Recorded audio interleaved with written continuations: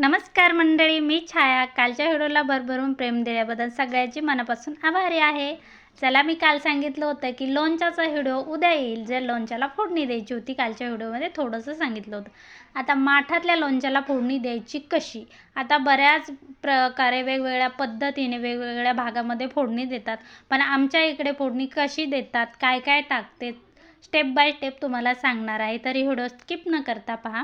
तर हळद आणि मीठ लावून इथे मी 5 दिवस लोणचं माठामध्ये ठेवलं होतं. 5 दिवसाच्या नंतर लोणच्याच्या फोडी छान नरम झाल्या. त्या आता काय करायचं आहे, अर्धा लिटर तेल छान गरम करून घेतलं. 2-3 चम्मच बाजूला काढलं. त्यामध्ये 2 चम्मच कडवांच्या, 3 चम्मच मेथीदाणे टाकले.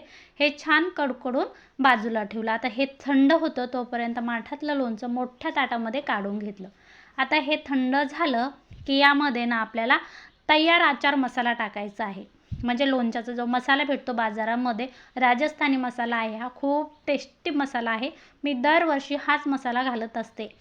तर हा मसाला याच्यामध्ये छान मिक्स करून घ्यायचा. पण तेल एकदम थंड करून घ्यायचं. तेल जर गरम राहिलं तर तुमचं लोणचं खराब होऊ शकतं. त्यामुळे तेल एकदम थंड करून घ्या. त्यानंतर यामध्ये फोडीमध्ये लसूण आणि मोहरीची डाळ घातली. किंवा जर मोहरीची डाळ नसेल तर तुम्ही मोहरी मिक्सरमध्ये काढून किंवा जात्यावरती फिरवून पण घालू शकता. आता यामध्ये सगळा मसाला घालायचा आणि छान मस्त मिक्स करायचं. आणि तुम्हाला सांगते, लोणच्याला फोडणी दिल्यावर माठात ठेवायचं नाही. काचेच्या भरणीत, प्लास्टिकच्या भरणीमध्ये ठेवा. आता मी मस्त काचेची भरणी स्वच्छ पुसून ठेवलेली आहे. मस्त आपलं लोणचं एकदम रेडी झालं. आजची रेसिपी, आजचा व्हिडिओ कोणाकोणाला आवडला कमेंटद्वारे कळवायला अजिबात विसरू नका.